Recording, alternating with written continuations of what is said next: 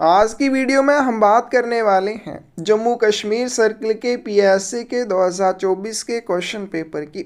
इस वीडियो में हम इसके डिपार्टमेंट और जीके वाले क्वेश्चंस को कवर करेंगे। इसके मैथ और रीजनिंग वाले पोर्शन के लिए डिस्क्रिप्शन में आपको लिंक मिल जाएगा, वहां से आप कवर कर सकते हैं। अगर आपको क्वेश्चन पेपर्स की बुक्स चाहिए या पोस्टमैन एमटीएस या पीए की तैयारी करने के लिए थ्योरी वाली बुक्स चाहिए तो वो भी मिल जाएंगी। इसके अलावा आपको प्रैक्टिस करने के लिए और अच्छे से तैयारी करने के लिए इंपॉर्टेंट क्वेश्चंस की बुक चाहिए तो क्वेश्चन ओशन बुक आप ले सकते हैं। रूल वाइज, क्लोज वाइज और टॉपिक वाइज इसमें आपको सभी इंपॉर्टेंट क्वेश्चन मिल जाएंगे। और हमने एक छोटी सी शुरुआत की है पर्यावरण को बचाने के लिए ज़्यादा से ज़्यादा पौधे लगाने की। इस जर्नी में आप ज़रूर हमारे साथ जुड़िए। डिस्क्रिप्शन में आपको एक चैनल का लिंक मिल जाएगा, उसको सब्सक्राइब कर लीजिए। आपके सब्सक्रिप्शन से हमें और मोटिवेशन मिलेगी ज़्यादा से ज़्यादा पौधे लगाने की। तो चलिए वीडियो शुरू करते हैं। फर्स्ट क्वेश्चन है आज की वीडियो का।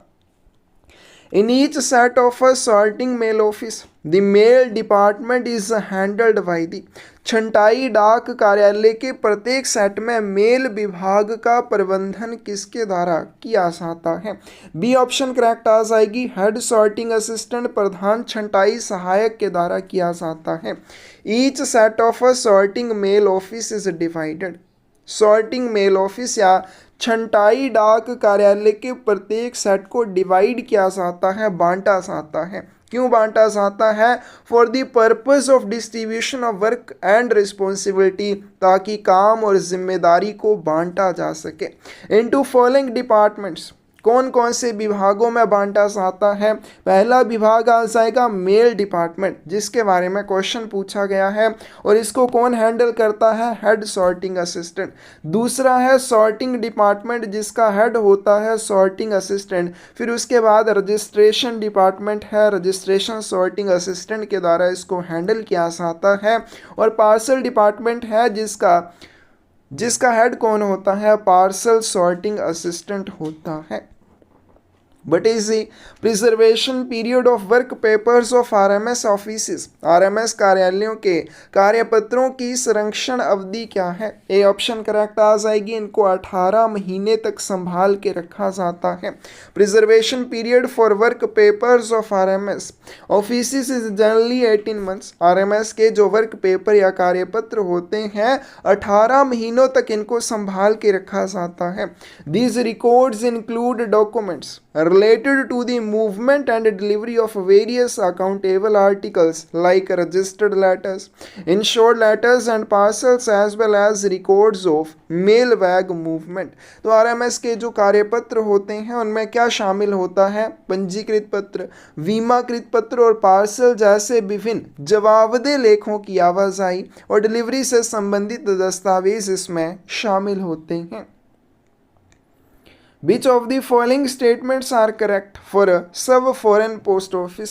उप विदेशी डाक घर के लिए निम्नलिखित में से कौन सा कथन सही है? बी ऑप्शन करेक्ट आ जाएगी। Customs examination is carried out there, यहाँ पर सीमा शुल्क की जांच की जाती है। असा foreign post office is an office which is not an exchange office। सब फॉरेन पोस्ट ऑफिस या उप विदेशी डाकघर क्या है? एक ऐसा कार्यालय है जो एक्सचेंज ऑफिस नहीं है। एक्सचेंज ऑफिस नहीं है, इसका क्या अर्थ हो जाएगा कि एक ऐसा कार्यालय जो विदेशों में स्थित कार्यालयों के साथ डाक का आदान प्रदान नहीं करता है उसको हम क्या कहेंगे? उसको नोट एक्सचेंज ऑफिस कहेंगे। तो सब फॉरेन पोस्ट ऑफिस भी एक ऐसा कार्यालय होता है जो विदेशों में स्थित कार्यालयों के लिए ना तो थैले भेजेगा और ना ही बाहर से आने वाले थैलों को खोलेगा। तो यहाँ पे किया क्या जाता है? But in which the work of customs examination, assessment and accounting of custom duty is carried out. तो यहाँ पे कस्टम एग्जामिनेशन, सीमा शुल्क की जांच करना, सीमा शुल्क का मूल्यांकन करना और कस्टम ड्यूटी की अकाउंटिंग करने का काम किया जाता है। और ये जो सब फॉरेन पोस्ट ऑफिस होते हैं, क्योंकि ये जो काम है ये तो फॉरेन पोस्ट ऑफिस में भी किया जाता है, तो सब फॉरेन पोस्ट ऑफिस अलग से खोलने का क्या पर्पस है? तो ये जो सब फॉरेन पोस्ट ऑफिस होते हैं are opened mainly for the convenience of senders and addressees who may be required to present documents extra for the release और dispatch of their foreign articles, ऐसे प्राप्तकर्ता या ऐसे प्रेषक जिन्हें अपनी विदेशी डाक वस्तुओं को छुड़ाने के लिए दस्तावेज इत्यादि प्रस्तुत करने की आवश्यकता होती है, उनकी आवश्यकता को पूरा करने के लिए सब फॉरेन पोस्ट ऑफिस खोले गए होते हैं। तो इसका करेक्ट आंसर क्या आ जाएगा? बी आ जाएगा। The country in which an article is posted initially is called, एक ऐसा देश जहां पर किसी डाक वस्तु को शुरुआत में पोस्ट किया जाता है, उस देश को क्या कहा जाएगा? कंट्री ऑफ ओरिजिन कहा जाता है। कंट्री ऑफ ओरिजिन और कंट्री ऑफ डेस्टिनेशन दोनों में क्या फ़र्क है? The country in which an article of correspondence और parcel is posted initially is called the country of origin, ऐसा देश जहां से किसी पत्राचार को या किसी पार्सल को शुरुआत में पोस्ट किया जाता है उसको क्या कहेंगे? कंट्री ऑफ ओरिजिन कहेंगे। और जहां के लिए उस डाक वस्तु को भेजा जाता है या जिस देश द्वारा उसका वितरण किया जाना हो उस देश को कंट्री ऑफ डेस्टिनेशन कहा जाता है। तो इसका करेक्ट आंसर क्या आएगा? सी आ जाएगा। The convention permits two or more member countries to form unions and council special conclude special agreements among themselves with the object of providing better facilities to the public। तो fill in the blank हमें करना है। Convention यानी कि universal postal union के जो convention है वो क्या करते हैं? दो या दो से अधिक सदस्य देशों को संघ बनाने और जनता को बेहतर सुविधाएं प्रदान करने के उद्देश्य से आपस में समझौते करने की अनुमति देता है। यूनिवर्सल पोस्टल यूनियन का जो कन्वेंशन है वो क्या करता है? जितने भी यूनिवर्सल पोस्टल यूनियन के सदस्य देश हैं उनको आपस में यूनियन बनाने की अनुमति देता है कि दो या दो से ज़्यादा देश आपस में मिलकर भी एक यूनियन बना सकते हैं ताकि वो लोगों को अधिक अच्छी और बेहतर डाक सेवाएं प्रदान करें। तो ऐसे जो इस तरह के जो यूनियन बनती है, दो या दो से ज़्यादा देश आपस में मिलकर जब किसी यूनियन को बनाएंगे उसको क्या कहा जाता है? रिस्ट्रिक्टेड यूनियन या प्रतिबंधित यूनियन कहा जाता है। The convention permits two or more member countries to form restricted unions and conclude special agreements among themselves। तो क्या होता है? यूनियन के जो कन्वेंशन है वो दो या दो से ज़्यादा सदस्य देशों को इस चीज़ की अनुमति देते हैं कि आप आपस में मिलकर एक यूनियन बना सकते हैं जिसको रिस्ट्रिक्टेड यूनियन कहा जाएगा और उनके बीच में विशेष समझौते भी हो सकते हैं ताकि वो लोगों को अधिक बेहतर पोस्टल सेवाएं उपलब्ध करवा सकें। The names of existing restricted unions with the headquarters are given below। तो कुछ restricted unions और उनके headquarter के नाम यहाँ नीचे दिए हुए हैं जो आपको अच्छे से कर लेने हैं। अरब पोस्टल यूनियन, इसका मुख्यालय पूछा भी गया था कहाँ पे है। The postal administration of Yanam town part of Pondicherry Union Territory is under which circle's jurisdiction। Pondicherry संघ शासित प्रदेश का हिस्सा यनम शहर का डाक प्रशासन किस सर्किल के अधिकार क्षेत्र में आता है? डी ऑप्शन करेक्ट आ जाएगी। अब देखिए जो यनम टाउन है किसका हिस्सा है? पौंडीचेरी का हिस्सा है, लेकिन किस पोस्टल सर्किल के अंडर आता है? आंध्र प्रदेश पोस्टल सर्किल के अंडर आता है। Which of the following articles cannot be booked in army post office? ऐसी कौन सी वस्तुएं हैं जिन्हें सेना डाक घर में बुक नहीं किया जा सकता? सी ऑप्शन करेक्ट आ जाएगी। वैल्यूएबल आर्टिकल्स को सेना डाक घर में बुक नहीं किया जा सकता। While army post offices accept registered letters and parcels, they cannot handle valuable articles। Army post office क्या करते हैं? पंजीकृत पत्र और पार्सल्स को तो एक्सेप्ट करते हैं लेकिन वैल्यूएबल आर्टिकल्स को एक्सेप्ट नहीं करते हैं। ऐसा क्यों? This is because valuable articles require the recipient to pay the amount due upon delivery at the post office. कि जब भी वैल्यूएबल आर्टिकल का वितरण किया जाएगा तो उस आर्टिकल के प्राप्तकर्ता से ड्यू चार्जेस रिकवर किए जाते हैं। And army post office are not equipped to handle such transactions. और आर्मी पोस्ट ऑफिस इस तरह के लेन देन को हैंडल करने के लिए इक्विप्ड नहीं है, इनके वहाँ पे इस तरह की ट्रांजैक्शंस नहीं की जाती हैं। सी ऑप्शन करेक्ट आ जाएगी। For being recognized as valid, the impressions of frank should consist of the following dies. वैध माने जाने के लिए फ्रैंक की छापों में कौन सी डाई शामिल होनी चाहिए?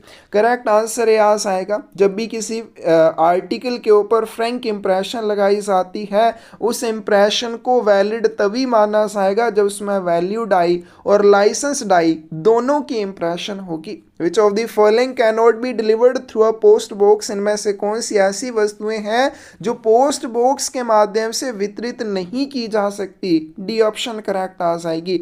आप इन letter card, registered newspaper, post card, इन सबको पोस्ट बॉक्स के माध्यम से वितरित कर सकते हैं, लेकिन पंजीकृत पत्रों का वितरण पोस्ट बॉक्स के माध्यम से नहीं किया जाएगा। अब कुछ ऐसे महानुभाव होंगे जो कहेंगे रजिस्टर्ड न्यूज़पेपर भी तो आएगा, नहीं, हम इनको पोस्ट करने के लिए लेटर बॉक्स में नहीं डाल सकते, लेकिन इनका वितरण जो है वो पोस्ट बॉक्स के माध्यम से किया जा सकता है। तो लेटर बॉक्स में पोस्टिंग करते हैं उसमें आपने रजिस्टर्ड न्यूज़पेपर नहीं डालने हैं, रजिस्टर्ड लेटर नहीं डालने हैं, फ्रैंक्ड आर्टिकल नहीं डालने हैं। तो ऐसी जो डाक वस्तुएं होती हैं पोस्ट करने के लिए पोस्ट ऑफिस में प्रस्तुत करनी होती हैं, लेकिन डिलीवरी के समय जो रजिस्टर्ड न्यूज़पेपर होंगे वो पोस्ट बॉक्स के माध्यम से वितरित किए जाएंगे, लेकिन रजिस्टर्ड लेटर प्राप्तकर्ता को डाकिए द्वारा पहुंचाए जाते हैं।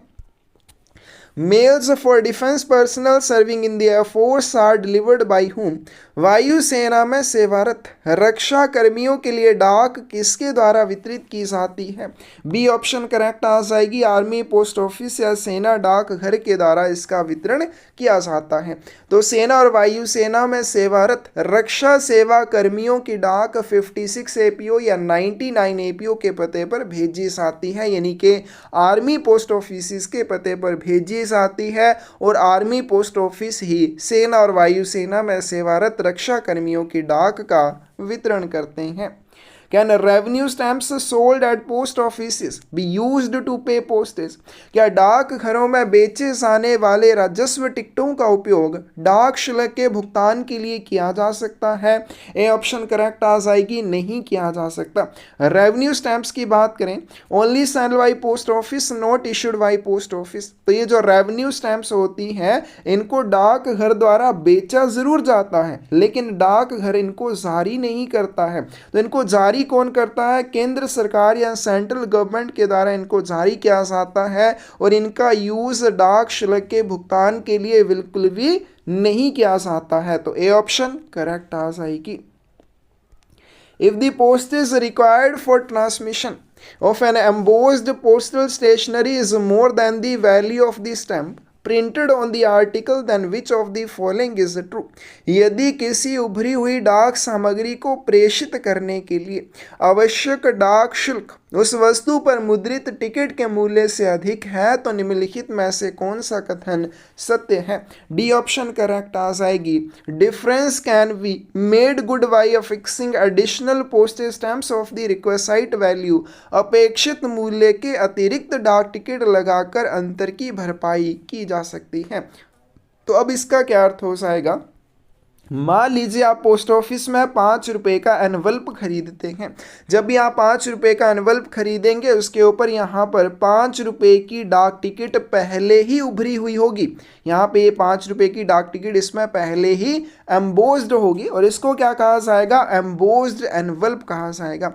अब आपने एक लेटर पोस्ट करना है, लेकिन जब लेटर पोस्ट कर रहे हैं उसके ऊपर पोस्टेज चार्जेस 10 रुपये बन रहे हैं।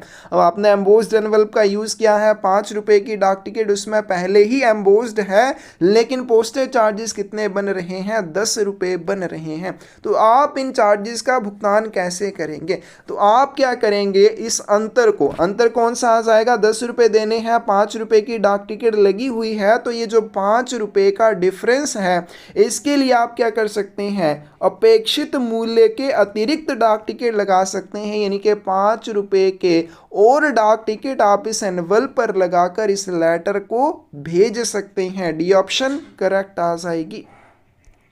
Post offices are divided into how many classes? डाक घरों को कितने वर्गों में बांटा गया है? तो पोस्ट ऑफिसेज की 3 श्रेणियां हैं। सी ऑप्शन करेक्ट आ जाएगी। तो post office in India are generally divided into 3 classes, और 3 क्लासेस या 3 वर्ग कौन से हैं? Head post office, sub post office और ब्रांच पोस्ट ऑफिस हैं। If the addressee of a registered letter is not found at the address given on the letter, for how many days it is the letter to be detained at the post office? यदि पंजीकृत पत्र का प्राप्तकर्ता पत्र पर दिए गए पते पर नहीं मिलता है तो पत्र को डाकघर में कितने दिनों तक रोक कर रखा जा सकता है? डी ऑप्शन करेक्ट आ जाएगी, नॉट एक्सीडिंग 7 डेज। तो इस तरह के पत्र को 7 दिनों तक मैक्सिमम रोक कर रखा जा सकता है। नेक्स्ट क्वेश्चन चलते हैं। What is the maximum weight of an article that can be sent as business parcel? Business parcel के रूप में भेजी जा सकने वाली वस्तु का अधिकतम वजन कितना हो सकता है? ए ऑप्शन करेक्ट आ जाएगी। वैसे तो हम पार्सल जो भेजते हैं मैक्सिमम वेट 20 किलोग्राम हो सकता है, लेकिन बिजनेस पार्सल हम मैक्सिमम 35 किलोग्राम्स तक भेज सकते हैं। India post offers a business parcel service design for businesses with contractual agreements providing economical and reliable delivery options. This service is available throughout India, allowing businesses to send parcels with a minimum weight of 2 kg and a maximum weight of 35 kilograms. तो business parcel में minimum weight limit भी है जो कि 2 kilogram है, और maximum weight limit कितनी है? 35 किलोग्राम्स है। What does the acronym PMJJBY stands for? संक्षिप्त नाम PMJJBY का क्या अर्थ है? ए ऑप्शन करेक्ट आ जाएगी। इसकी फुल फॉर्म क्या होगी? प्रधानमंत्री जीवन ज्योति बीमा योजना। Which of the following is not an insurance policy available under rural postal life insurance? निम्नलिखित में से कौन सी बीमा policy rural postal life insurance के अंतर्गत उपलब्ध नहीं है? करेक्ट आंसर क्या आ जाएगा? डी आ जाएगा, ग्राम संपूर्णा नहीं है। रूरल पोस्टल लाइफ इंश्योरेंस में आपको 6 तरह की पॉलिसीज ऑफर की जाती हैं, जैसे whole life assurance policy, convertible whole life assurance policy, endowment assurance, 10 years rural postal life insurance, anticipated endowment assurance और चिल्ड्रन पॉलिसी। तो ये 6 तरह की पॉलिसीज आपको ऑफर की जाती हैं रूरल पोस्टल लाइफ इंश्योरेंस में, और इनके नाम भी आपने याद करने हैं। ग्राम सुरक्षा, ग्राम सुविधा, ग्राम संतोष, ग्राम प्रिया, ग्राम सुमंगल और बाल जीवन बीमा। तो ये नाम इनके यहाँ पे दिए हुए हैं। तो जो ग्राम संपूर्णा है ये रूरल पोस्टल लाइफ इंश्योरेंस के अंडर नहीं आती है। When was the first my stamp introduced in India? Bharat में पहली बार माई स्टैम्प कब शुरू किया गया था? करेक्ट आंसर डी आ जाएगा, ड्यूरिंग दी वर्ल्ड फिलैटलिक एग्जीबिशन इंडिपेक्स 2011 के दौरान पहली बार माई स्टैम्प को पेश किया गया था। और ये जो वर्ल्ड फिलैटलिक एग्जीबिशन इंडिपेक्स 2011 था ये कब हेल्ड हुआ था? तो कब हेल्ड हुआ था? 12 फरवरी 2011 में प्रगति मैदान न्यू दिल्ली में इसको आयोजित किया गया था। करेक्ट आंसर आपके पास क्या आ जाएगा? डी आ जाएगा। In logistic post what does the acronym LTL stands for? Logistic post में संक्षिप्त नाम LTL का क्या अर्थ हो जाएगा? इसका करेक्ट आंसर भी आ जाएगा, less than a truck load. In the logistic post की बात करें, customers can send their consignments. जो ग्राहक है वो अपनी कंसाइनमेंट या खेप को कैसे भेज सकते हैं? FTL का यूज़ कर सकते हैं, फुल ट्रक लोड का यूज़ कर सकते हैं, या LTL का यूज़ कर सकते हैं जिसकी फुल फॉर्म होगी लेस देन अ ट्रक लोड। वन पार्सल या मल्टी पार्सल के रूप में अपनी आवश्यकता के अनुसार अपनी कंसाइनमेंट को भेज सकते हैं। What is the maximum length of an international air parcel? अंतर्राष्ट्रीय हवाई पार्सल की अधिकतम लंबाई कितनी हो सकती है? करेक्ट आंसर सी आ जाएगा, 1.05 मीटर हो सकती है। इसकी तरफ आपने विशेष ध्यान देना है। पोस्ट ऑफिस रेगुलेशंस 2024 के अनुसार भी इसमें अपडेशन हुई है। दोनों चीज़ों को कर लेते हैं। अगर हम पोस्ट ऑफिस गाइड पार्ट 2 की ओर चलते हैं, maximum and minimum size of the air parcel is, किसी भी एयर पार्सल के लिए मैक्सिमम और मिनिमम साइज क्या होगा? The length should not exceed 1.05 metre. किसी भी एयर पार्सल के लिए जो लेंथ है वो मैक्सिमम कितनी हो सकती है? 1.05, 1.50 नहीं है, 1.05 मीटर हो सकती है। और लेंथ हो सबसे बड़ी परिधि की योग की बात करें तो 2 मीटर हो सकता है। और अगर हम बात करें मिनिमम सरफेस मेजरिंग की तो 90 मिलीमीटर बाई 140 मिलीमीटर हो सकता है। अब हम बात करें पोस्ट ऑफिस रेगुलेशंस 2024 की, तो उसके अनुसार क्या है? According to postal regulations 2024, the maximum gross weight of an international air parcel shall be 20 kilograms। किसी भी इंटरनेशनल एयर पार्सल के लिए मैक्सिमम वेट लिमिट 20 किलोग्राम है, subject to the maximum acceptable weight limit specified country और territory of destination whichever is lower. लेकिन कोई देश इससे कम वजन वाले पार्सल एक्सेप्ट करता है तो ये जो लिमिट है वजन की उस सीमा तक कम हो जाएगी। और बात करें इसके साइज की, maximum dimension shall not exceed 1.5 metre. किसी भी एयर पार्सल के लिए, इंटरनेशनल एयर पार्सल के लिए डायमेंशंस की बात करें 1.5 मीटर से ज़्यादा नहीं होनी चाहिए। लंबाई प्लस सबसे बड़ी परिधि का योग 3 मीटर से ज़्यादा नहीं होना चाहिए। और minimum surface measuring 90 millimetre by 140 millimetre हो सकते हैं, इससे कम नहीं होने चाहिए। दोनों चीज़ों को ध्यान में रखते हुए चलना है। अगर जस्ट इंटरनेशनल एयर पार्सल पूछा है तो आपने कैसे जाना है, दोनों चीज़ों को ध्यान में रखना है। एग्ज़ाम से पहले जो भी फाइनल आपने करना है वहाँ पे उसके बारे में हम एक वीडियो में बात कर लेंगे। When was the speed post introduce in India? Bharat में स्पीड पोस्ट की शुरुआत कब हुई थी? करेक्ट आंसर डी आ जाएगा 1986 में हुई थी। What is the minimum withdrawal amount of for POSB savings account? Post office saving bank बचत खाते के लिए न्यूनतम निकासी राशि क्या है? यानी कि पोस्ट ऑफिस के सेविंग बैंक में से अगर आप पैसे निकालना चाहते हैं तो मिनिमम कितने निकाल सकते हैं? करेक्ट आंसर क्या आ जाएगा? सी आ जाएगा 50 रुपये। लेकिन आपके खाते में अगर मेरे खाते की तरह सिर्फ कम पैसे हैं, 20-30 रुपये हैं, तो कैसे निकालोगे? तो नहीं निकलेंगे। Deposit and withdrawal in POSB saving account all deposits withdrawals shall be in whole rupees only. जब भी आप पोस्ट ऑफिस के सेविंग अकाउंट में पैसे जमा करोगे या निकालोगे वो पूर्ण रुपए में होने चाहिए। अब ये पूर्ण रुपए का क्या अर्थ हो जाएगा कि जैसे आप पैसे निकालोगे तो वो 100 रुपये तो हो सकते हैं, लेकिन 100 रुपये 10 पैसे नहीं हो सकते कि आप बोलो पोस्ट ऑफिस में जाकर मेरे अकाउंट से 100 रुपये 10 पैसे निकाल दो या 100 रुपये 50 पैसे निकाल दो। नहीं होगा, क्योंकि जो भी डिपॉजिट या विड्रॉल होगी होल रुपीज में होगी, पूर्ण रुपए में होगी, यानी कि 100-200 इस तरह से होगा। लेकिन पैसे में राशि ना जमा होगी ना ही आप निकाल सकते हैं। मिनिमम डिपॉजिट अमाउंट की बात करें, डिपॉजिट क्या, विड्रॉल की बात नहीं किया, डिपॉजिट हम इसमें शुरुआत में करेंगे 500 रुपये। जब अकाउंट ओपन होगा तो न्यूनतम 500 रुपये की राशि के साथ अकाउंट ओपन होगा। उसके बाद हम इसमें जो भी डिपॉजिट करेंगे, subsequent deposit not less than 10 rupees, तो ये जो बाद में राशि आप जमा करेंगे, यानी कि एक बार आपने अकाउंट 500 रुपये से जब ओपन कर लिया, उसके बाद जब आप इसमें डिपॉजिट करोगे तो मिनिमम 10 रुपये आपको करने होंगे, इससे कम नहीं होंगे। मिनिमम विड्रॉल की बात करें तो कम से कम 50 रुपये आप इसमें से निकाल सकते हैं। मैक्सिमम आप जितना चाहें उतना इसमें डिपॉजिट कर सकते हैं। और अगर आपके खाते का बैलेंस सिर्फ 500 रुपये है, उसके बाद ना तो आप इसमें विड्रॉल नहीं कर सकते हैं। और अगर आपके खाते का बैलेंस किसी फाइनेंशियल ईयर के एंड में 500 रुपये से कम हो जाता है तो आपके अकाउंट से मेंटेनेंस फीस के रूप में 50 रुपये पर फाइनेंशियल ईयर डिडक्ट किए जाएंगे। और जब आपके खाते का बैलेंस नील हो जाएगा तो आपका खाता ऑटोमेटिकली क्लोज हो जाएगा। Which of the following is not true for direct post articles? Direct post लेखों के लिए निम्नलिखित में से कौन सा कथन सत्य नहीं है? They should not exceed the length and width of an A3 size paper. Direct post के तहत भेजे जाने वाले लेखों के साइज की बात करें तो A3 साइज से ज़्यादा इनका साइज नहीं होना चाहिए। तो जैसे A4 साइज होता है उसी तरह से A3 साइज होता है, A4 से आई थिंक थोड़ा सा बड़ा होता है। तो नोट ट्रू पूछा गया है, तो इसका करेक्ट आंसर सी आ जाएगा, they can be posted in letter boxes. Direct post article post करने के लिए लेटर बॉक्स में आपने नहीं डालने हैं, पोस्ट ऑफिस में उनको प्रस्तुत करना होता है।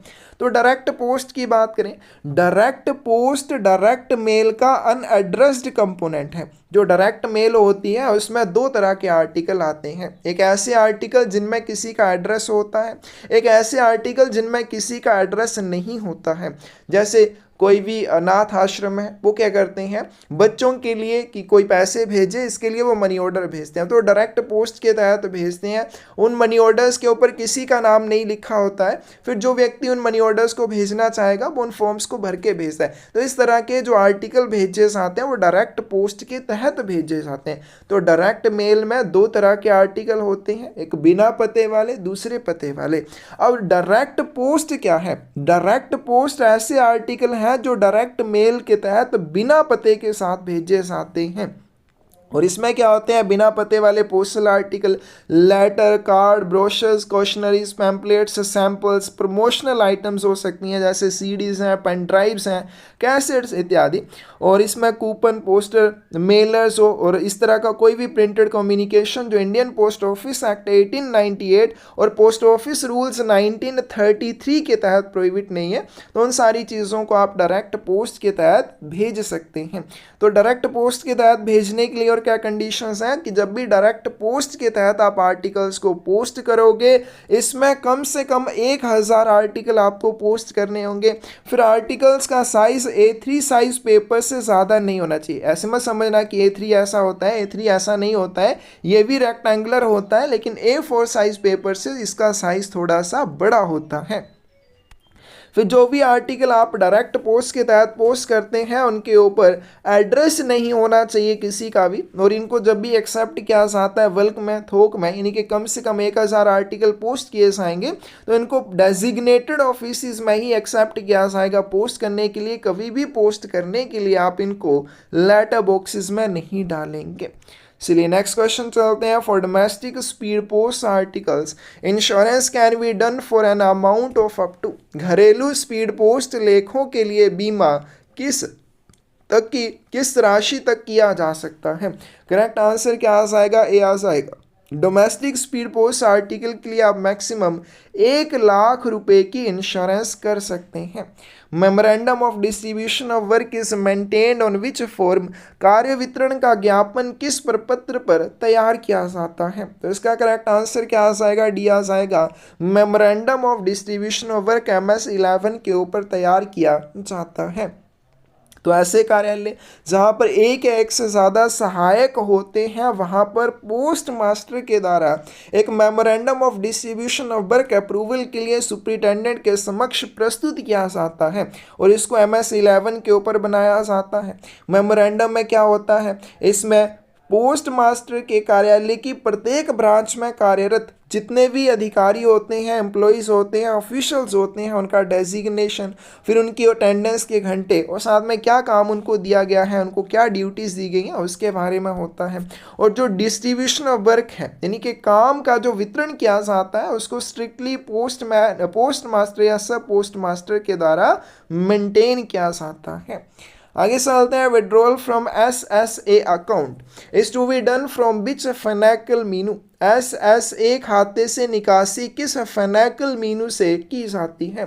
करेक्ट आंसर क्या आ जाएगा, ए आ जाएगा CPWTM। इस मीनू का यूज किया जाता है SSA अकाउंट से विड्रॉल करने के लिए।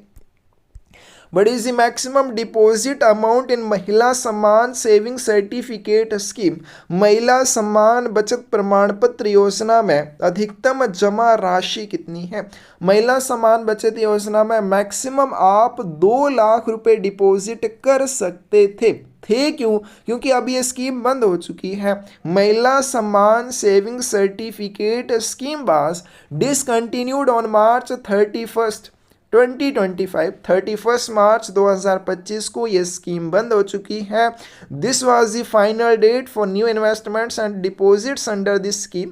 तो स्कीम के तहत अगर आपने निवेश करना था तो 31 मार्च 2025 से पहले कर सकते थे। वर्तमान में इसमें निवेश नहीं किया जा सकता। अप्रैल 2023 से लेकर मार्च 2025 2 वर्षों की अवधि के लिए ये स्कीम या योजना लागू हुई थी। As per AML or CFI norms, the review of customer due diligence documents for a high risk customer should be done every AML या CFI मानदंडों के अनुसार उच्च जोखिम वाले ग्राहक के लिए ग्राहक उचित परिश्रम दस्तावेजों की समीक्षा कैसे की जाती है? 2 वर्ष में एक बार की जाती है। बी ऑप्शन करेक्ट आ जाएगी। Which of the following is not a part of a head post office? इनमें से कौन सा प्रधान डाकघर का हिस्सा नहीं है? तो इसका करेक्ट आंसर क्या आ जाएगा? बी आ जाएगा। Mail branch, delivery branch, account branch ये सभी हेड पोस्ट ऑफिस के हिस्से होते हैं, लेकिन बीडी ब्रांच इसका हिस्सा नहीं है। What is the full form of PMA? PMA की फुल फॉर्म क्या होगी? इसका करेक्ट आंसर बी आ जाएगा, postman mobile application. What is the full form of SSS? Triple S की फुल फॉर्म क्या हो जाएगी? करेक्ट आंसर सी आ जाएगा, staff scheduling system. With regard to IT project of DOP, what does BI stands for? DOP की IT परियोजना के संबंध में BI का क्या अर्थ है? करेक्ट आंसर ये आ जाएगा, इसकी फुल फॉर्म क्या आ जाएगी? Business intelligence. In term of network, what does NSP stands for? Network के संबंध में NSP का क्या अर्थ होगा? तो इसकी फुल फॉर्म होती है network service provider. A option correct आ जाएगी। तो मैंने आपको बताया था IT मॉडर्नाइजेशन प्रोजेक्ट में जितनी भी फुल फॉर्म्स हैं बहुत अच्छे से करनी है। किसी किसी के क्वेश्चन पेपर में 5-6 फुल फॉर्म्स भी पूछी जाती हैं। What is the full form of GL? GL का पूर्ण रूप या इसकी फुल फॉर्म क्या है? तो इसका करेक्ट आंसर सी आ जाएगा, जनरल लेजर। नेक्स्ट चलते हैं, which of the following is not a part of IT modernisation project? इनमें से कौन सा IT आधुनिकीकरण परियोजना का हिस्सा नहीं है? करेक्ट आंसर क्या आ जाएगा? C, core system integrator, rural system RSI rural system integrator, FSI financial services या फाइनेंशियल सिस्टम इंटीग्रेटर, ये सभी IT मॉडर्नाइजेशन प्रोजेक्ट के हिस्से हैं, लेकिन MMU IT मॉडर्नाइजेशन प्रोजेक्ट का हिस्सा नहीं है। DPMS and IPUES are parts of which of the following? DPMS और IPUES निम्नलिखित में से किसके हिस्से हैं? तो इसका करेक्ट आंसर ये आ जाएगा, कोर सिस्टम इंटीग्रेटर के। अब कोर सिस्टम इंटीग्रेटर की बात करें, ये किसके लिए सोल्यूशन इंप्लीमेंट करेगा? मेल ऑपरेशन के लिए, retail, logistic, post, philately, F&A, human resource integration, और ये इंटीग्रेशन करेगा अदर सिस्टम इंटीग्रेटर्स के साथ। अब इसमें हमारे पास ये जो मेल ऑपरेशन आता है, डाक संचालन आता है, इसी के हिस्से हैं DPMS और IPUES। तो mail operations is one of the core DOP business functions. तो डाक विभाग के जो कोर या मुख्य बिजनेस फंक्शंस हैं उसमें से एक मेल ऑपरेशन या डाक संचालन है। अब मेल ऑपरेशंस की बात करें, इसमें पॉइंट ऑफ सेल है, मेल बुकिंग इंजन है, mails and logistic appointment scheduling system है, इंडिया पोस्ट विजिबिलिटी सिस्टम जो हमसे क्वेश्चन में पूछा गया है, delivery and postman management system भी मेल ऑपरेशंस में आते हैं। इसके अलावा ये भी मेल ऑपरेशंस या डाक संचालन के तहत आते हैं। The software Finacle has been developed by, software Finacle का विकास किसके द्वारा किया गया है? डी ऑप्शन करेक्ट आ जाएगी, इन्फोसिस के द्वारा। The Finacle software is developed and customized by DOP by Infosys Technologies।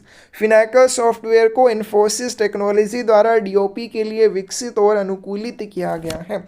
How do Finacle figures get populated in DTR, daily transaction report में जो फिनैकल के आंकड़े होते हैं वो कैसे भरे जाते हैं? तो वो ऑटोमेटिकली भर जाते हैं, भरने की ज़रूरत नहीं पड़ती है। तो इसका करेक्ट आंसर क्या आएगा?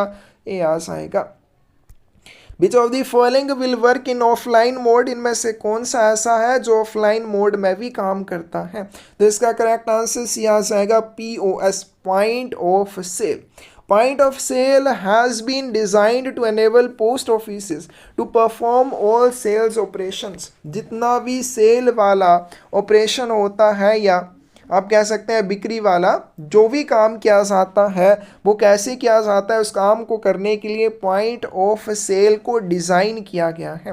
Point of sale solution operates in online and offline mode. तो पॉइंट ऑफ सेल जो है ये क्या कैसे काम करता है, ऑनलाइन और ऑफलाइन दोनों मोड में काम करता है। And provides all the post office designed banking and insurance operations at counter and at back office and is also integrated through options within the solution. तो पॉइंट ऑफ सेल समाधान online offline दोनों mode में काम करता है और counter और back office पर डाकघर द्वारा डिजाइन किए गए सभी बैंकिंग और बीमा संचालन प्रदान करता है। आगे चलते हैं। Foreign post articles are broadly divided into how many categories. विदेशी डाक लेखों को मोटे तौर पर कितनी श्रेणियों में बांटा गया है। करेक्ट आंसर डी आ जाएगा। इनको मोटे तौर पर 2 श्रेणियों में बांटा गया है। Foreign postal articles are broadly divided into 2 categories. और ये 2 कैटेगरीज या 2 श्रेणियां कौन सी हैं, एक लेटर पोस्ट है, दूसरी पार्सल पोस्ट है। UPU is an acronym for, UPU की फुल फॉर्म क्या आ जाएगी, सी ऑप्शन करेक्ट आ जाएगी, universal postal union. Which of the following is not correct about the UPU। Universal postal union के बारे में निम्नलिखित में से कौन सा कथन सही नहीं है, सी ऑप्शन करेक्ट आ जाएगी। All countries of the world are member of UPU।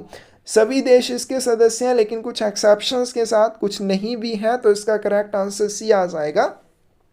All the countries of the world with few exceptions are members of union known as Universal Postal Union।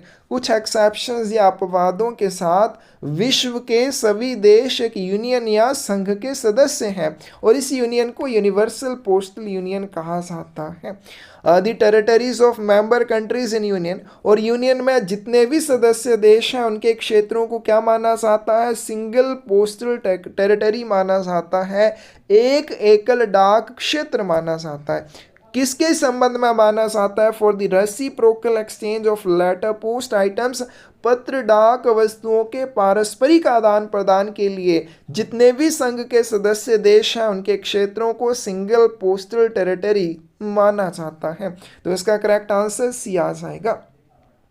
India joined Asian Pacific Postal Union in, तो भारत जो है Asian Pacific Postal union में कब शामिल हुआ, तो इसका correct answer C आ जाएगा 1973। अब देखो जो एशियन पैसिफिक पोस्टल यूनियन है ये भी क्या है, ये भी एक रिस्ट्रिक्टेड यूनियन है। यूनिवर्सल पोस्टल यूनियन में लगभग विश्व के सभी देश शामिल हैं, लेकिन अगर हम बात करें एशियन पैसिफिक पोस्टल यूनियन की तो इसमें सिर्फ 32 देश शामिल हैं और ये भी क्या है, एक रिस्ट्रिक्टेड यूनियन है। Asian Pacific Postal union was established in 1961। Asian Pacific Postal union की स्थापना 1961 में हुई।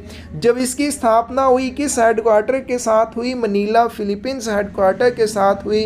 और इसकी शुरुआत की बात करें तो इसकी शुरुआत 1 अप्रैल 1962 को हुई और भारत इसमें कब शामिल हुआ, 1973 में शामिल हुआ और वर्ष 2002 में इसका नया मुख्यालय बैंकॉक थाईलैंड बना। सी ऑप्शन करेक्ट आ जाएगी।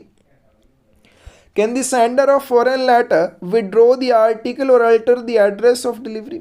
क्या विदेशी पत्र भेजने वाला व्यक्ति लेख वापस ले सकता है या डिलीवरी का पता बदल सकता है? करेक्ट आंसर क्या आ जाएगा, बी आ जाएगा। बिल्कुल, आपने फॉरेन कंट्री के लिए एक आर्टिकल भेजा है और आप उसके एड्रेस में चेंज करना चाहते हैं या डाक से उसको वापस लेना चाहते हैं, बिल्कुल ऐसा किया जा सकता है, but only if the article has not been delivered. लेकिन वो डाक वस्तु अभी तक वितरित नहीं हुई होनी चाहिए, ना ही उसको इंटरसेप्ट किया हुआ होना चाहिए। यानी कि वो किसी भी कानून के उल्लंघन में उसको अगर जब्त कर लिया है, इंटरसेप्ट कर लिया है, रोक लिया है, तो भी उसको आप ना डाक से निकाल सकते हैं ना उसके पते में परिवर्तन कर सकते हैं। Warehousing charges is collected for articles weighing more than, कितने वजन से ज़्यादा होने पर डाक वस्तुओं के लिए भंडारण शुल्क वसूला जाता है? करेक्ट आंसर क्या आ जाएगा, ए आ जाएगा। अगर किसी भी डाक वस्तु का वजन 500 ग्राम से ज़्यादा होगा तो उसके ऊपर वेयरहाउसिंग चार्जेस लगेंगे, पोस्ट ऑफिस गाइड पार्ट 2 के अनुसार।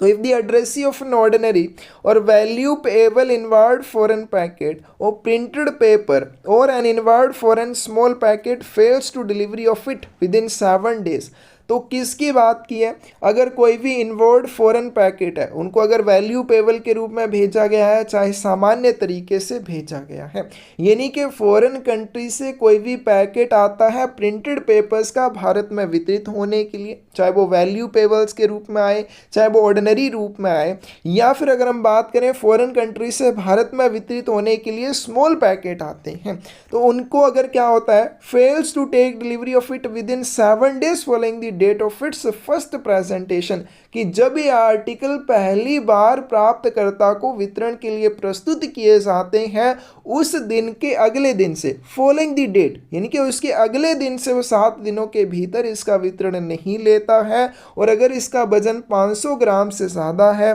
तो प्रतिदिन के हिसाब से 8वें दिन से इसके ऊपर वेयरहाउसिंग चार्जेस या भंडारण शुल्क लगना शुरू हो जाएगा। नेक्स्ट क्वेश्चन है, for international letters the sum of length breadth and depth should not exceed. अंतर्राष्ट्रीय पत्रों के लिए लंबाई, चौड़ाई और गहराई का योग कितने से अधिक नहीं होना चाहिए? करेक्ट आंसर सी आ जाएगा, 900 मिलीमीटर से ज़्यादा नहीं होना चाहिए। बट डज एनिमक्स विवेंट्स मीन? एनिमक्स विवेंट्स का क्या अर्थ हो जाएगा? तो फॉरेन आर्टिकल्स के मामले में जब भी किसी आर्टिकल में कोई लिविंग एनिमल भेजा जाएगा, 47 की भी ऑप्शन करेक्ट आ जाएगी, यानी कोई जीवित जानवर भेजा जाएगा, उस आर्टिकल के बाहर क्या लिखा होगा? एनिमक्स विवेंट लिखा होगा। But is a time limit for submission of complaint in regard foreign letters and parcels? विदेशी पत्रों और पार्सलों के संबंध में शिकायत प्रस्तुत करने की समय सीमा क्या है? करेक्ट आंसर बी आ जाएगा, 1 year from the day following the day of posting। जिस तारीख को आर्टिकल पोस्ट किया जाता है उसके अगले दिन से 1 साल के भीतर आप इस तरह के पत्र और पार्सल के बारे में शिकायत कर सकते हैं जो आपने फॉरेन कंट्री को भेजे हैं। वहीं पे अगर हम बात करें मनी ऑर्डर्स के बारे में शिकायत करनी है with in a period of 1 year, ये भी 1 वर्ष की अवधि के भीतर कर सकते हैं, लेकिन 1 वर्ष की अवधि डेट ऑफ इशू से, मनी ऑर्डर जारी होने के दिन से गिनी जाएगी। और आर्टिकल्स, लेटर या पार्सल के मामले में जिस दिन आर्टिकल पोस्ट किया था उसके अगले दिन से 1 वर्ष के भीतर। Which of the following countries is not a member of Asian Pacific Postal Union?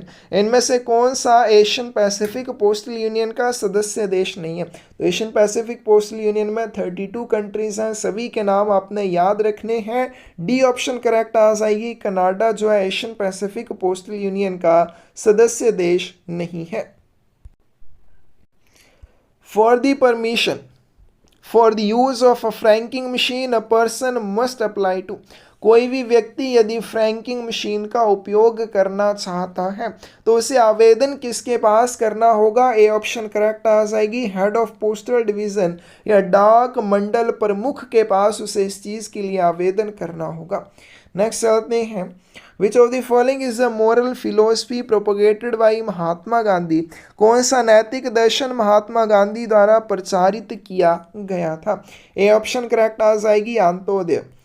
Is a set of values guiding profession behaviour encompassing integrity, responsibility, equality, discipline and teamwork। व्यावसायिक व्यवहार को निर्देशित करने वाले मूल्यों का एक समूह है, हमें बताना है इसका नाम क्या है, जिसमें ईमानदारी, जिम्मेदारी, गुणवत्ता, अनुशासन और टीम वर्क शामिल है। करेक्ट आंसर आ जाएगा वर्क एथिक्स। वर्क एथिक्स क्या है?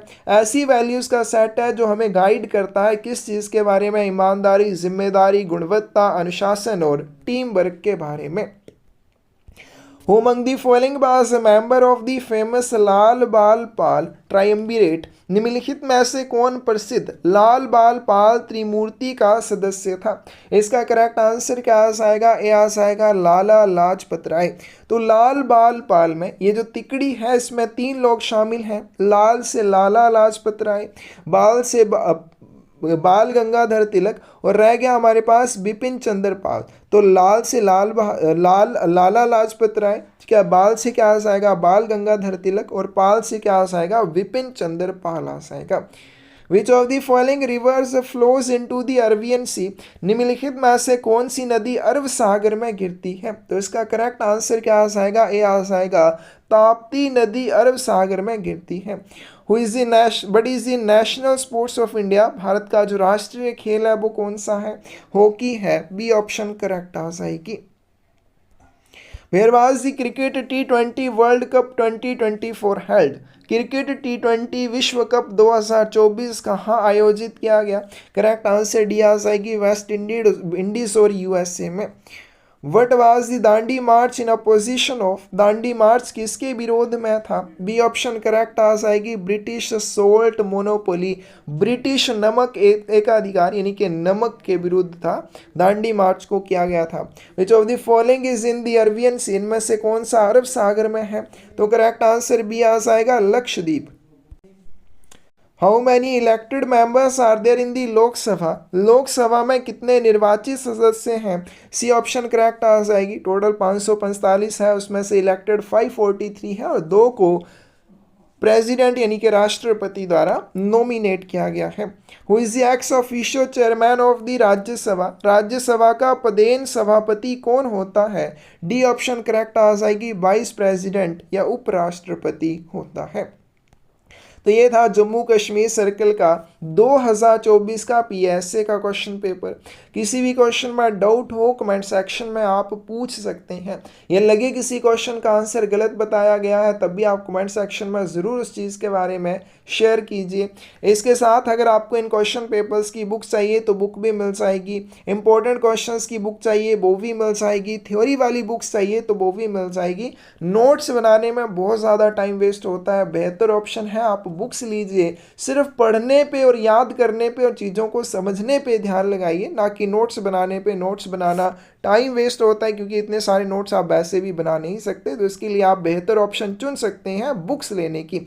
और इसके साथ आप क्लासेस में भी जुड़ सकते हैं, इसके लिए आप हमें 8627096166 के ऊपर मैसेज कर सकते हैं। और हमने एक छोटी सी शुरुआत की है जिसको हमने बहुत आगे तक लेकर जाना है, जो पौधे लगाने की है और पर्यावरण को बचाने की है। इस जर्नी में ज़रूर आप भी हमारे साथ जुड़े। डिस्क्रिप्शन में आपको एक चैनल का लिंक मिल जाएगा, उसको सब्सक्राइब करके आप भी हमारी जर्नी का हिस्सा बन जाइए। धन्यवाद।